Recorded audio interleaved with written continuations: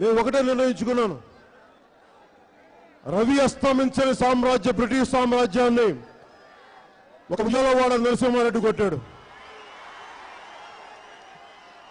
అలాగే అవినీతిమయంతో నిండిపోయిన రాజకీయ వ్యవస్థకి చాలా సామాన్యులు, మీలాంటి సామాన్యుడు 18 ఏళ్ల నిండిన యువకుడి చేత మార్పులు తెప్పిస్తాం.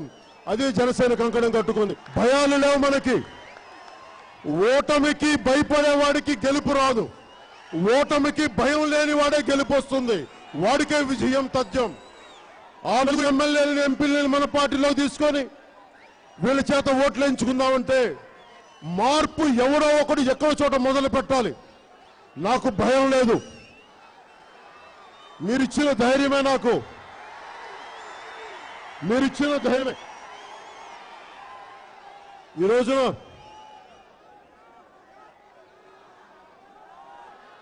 కర్నూలు రాగానే అందరూ ప్రతి కులాన్ని ఆకట్టుకునేలాగా చెప్పమంటారు. ఎక్కువ మంది ముస్లింలు ఉన్నారు. ముస్లింలకైనా వరాలు ప్రకటించండి. ఇక్కడ దిగువ కులాలు ఉన్నాయి, వాళ్ళకి ప్రకటించండి. అసలు భారతదేశంలో ఇచ్చేవాడు ఎవడు, తీసుకునేవాడు ఎవడు? ఎవడు ఇచ్చేవాడు, ఎవడు తీసుకునే మనందరి హక్కు. మనందరి హక్కు ఇది. ఇక్కడ ఎవడు ఇచ్చేవాడు ఎవడు లేడు. సమానంగా పంచగలిగేవాడు కావాలి. నేను సమానంగా పంచుతాను. సమానంగా జనసేన పంచుద్ది. ప్రతి చోట ముస్లింలు కూడా ఎందుకు భయపడాలి? నేను ముస్లిం అని ఎందుకు చెప్పుకోవాలి? అసలు నాకు ఆ భయం దేనికి? మైనారిటీ అని ఎందుకు ఆ పదం ఎందుకు వాడతారు? ప్రత్యేకంగా ఎందుకు మాట్లాడాలి మనం ముస్లింల గురించి? ముస్లింలు అనేవాళ్ళు మన దేశంలో అంతర్భాగం. అది ముస్లిం మతం మన దేశంలో అంతర్భాగం. ముస్లింలు ప్రత్యేకంగా దేశభక్తి చూపించాలా? నేను భారతీయుని చెప్పాలా? ముస్లిం అక్కడెక్కడ పాకిస్తాన్లో యుద్ధం జరిగితే ఇక్కడ ముస్లింలు దేశభక్తి చూపించాలా? ఇక్కడ వారికి దేశభక్తి లేదా? హిందువులకేనా దేశభక్తి? దేశం కోసం చచ్చిపోయిన ముస్లిం లేరా? మానవత్వాన్ని చాటుకున్న ముస్లిం లేరా?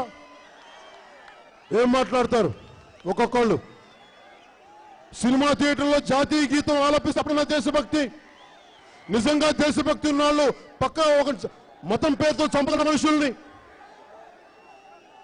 మేము వాటన్నిటికీ వ్యతిరేకం. మేము అందరికీ కూడా జనసేన నిర్ణయించుకుంది, ప్రతి ఒక్కళ్ళు మతాలని కూడా వేరు చేసి రాజకీయం చేస్తా ఉన్నారు. కర్నూలు జిల్లాలో ఉన్న ప్రతి ఒక్కరికి నేను సవినయంగా తెలియజేసుకుంటా ఉన్నాం. నేను కుదిరినంత అనుభవంతో కొత్త వ్యక్తులతోటి నేను ప్రతి చోట నిలబెడతాను.